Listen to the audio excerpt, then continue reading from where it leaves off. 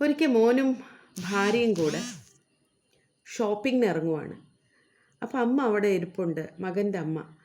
അപ്പോൾ മകൻ അമ്മോട് ചോദിക്കുകയാണ്, അമ്മയ്ക്ക് എന്തെങ്കിലും വാങ്ങിക്കാനുണ്ടോ എന്ന് ചോദിക്കും. അപ്പോൾ ഭാര്യയ്ക്ക് ഇത് കേട്ട ഉടനെ ദേഷ്യം വരും. ഭാര്യ മുഖം വീർപ്പിച്ച് ചോദിക്കും, നിങ്ങൾക്കിപ്പോൾ അത് ചോദിക്കേണ്ട ആവശ്യമുണ്ടോ?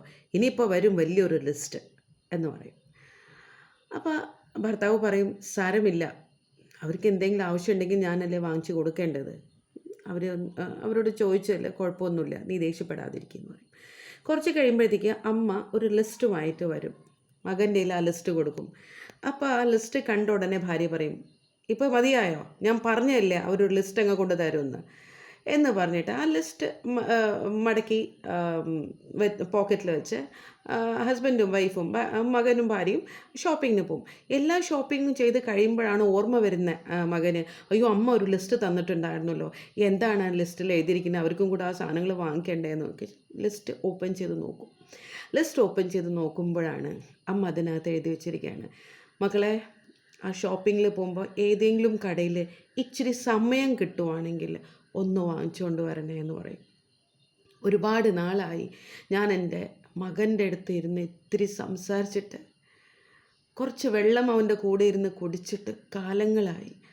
മകനാണെങ്കിൽ സമയമില്ല, അതുകൊണ്ട് ആ കടകളിൽ നിന്ന് സമയം കിട്ടുവാണെങ്കിൽ ഒന്ന് ഈ അമ്മയ്ക്ക് വാങ്ങിച്ചുകൊണ്ട് വരണേ എന്ന് പറഞ്ഞാണ് ആ ലിസ്റ്റിൽ എഴുതിയതമ്മ. പറയാൻ കാരണം എന്താണെന്നറിയോ, ഇപ്പോഴത്തെ ഈ ജനറേഷനിൽ, കഴിഞ്ഞ ജനറേഷനിലും മക്കൾ വലുതായി കഴിഞ്ഞാൽ അമ്മമാരോടോ അച്ഛന്മാരോടോ ഇരുന്ന് സംസാരിക്കാൻ അവർക്ക് സമയമില്ല. ജോലി തിരക്ക്, ജോലി കഴിഞ്ഞ് വരുമ്പോൾ വീട്ടിൽ ഭാര്യ ഉണ്ടാവും, ഭാര്യയുടെയും മക്കളുടെയും കാര്യങ്ങൾ നോക്കണം, ഫാമിലി നോക്കണം, ബിസിനസ് നോക്കണം, വർക്ക് നോക്കണം. ഇതിൻ്റെ ഇടയിൽ വയസ്സായി പോയ അമ്മോടോ അച്ഛനോടോ ഇച്ചിരി നേരം സംസാരിക്കാൻ ഈ മക്കൾക്ക് ടൈമില്ല. അതുകൊണ്ട് അങ്ങനെ ഏതെങ്കിലും മക്കൾ ഇതുപോലെ പോകുന്നുണ്ടെങ്കിൽ ഇത്തിരി നേരം വല്ലപ്പോഴും ആ അമ്മയുടെ അടുത്തോ അച്ഛൻ്റെ അടുത്തോ ഇരുന്നിട്ട് ഇച്ചിരി കാര്യങ്ങൾ സംസാരിച്ച് അവരുടെ ആഗ്രഹങ്ങൾ, അവർക്ക് എന്താണ് ഇഷ്ടം, അവർക്ക് എന്താണ് വേണ്ടത് ഒന്ന് ചോദിച്ചാൽ വലിയ അനുഗ്രഹമായിരിക്കും നിങ്ങൾക്ക് കിട്ടാൻ പോകുന്നത്. Trust me. പൈസ കൊടുത്തു, സാധനങ്ങൾ വാങ്ങിച്ചു കൊടുത്തു എന്ന് പറഞ്ഞിട്ട് കാര്യമില്ല. അവരുടെ അടുത്തിരുന്ന് ഇത്തിരി സംസാരിക്കുക. അവരുടെ സംസാരം കേൾക്കാൻ താല്പര്യമൊന്നും ഉണ്ടാവില്ല, മക്കൾക്ക് അറിയാം.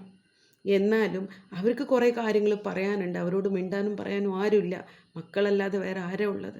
അതുകൊണ്ട് മക്കളെ, വയസ്സായി കഴിഞ്ഞാൽ അമ്മമാരുടെയും അച്ഛന്മാരുടെ അടുത്ത് കുറച്ച് നേരം സമയം ചെലവ് ചെയ്യുക. Give your time to your parents.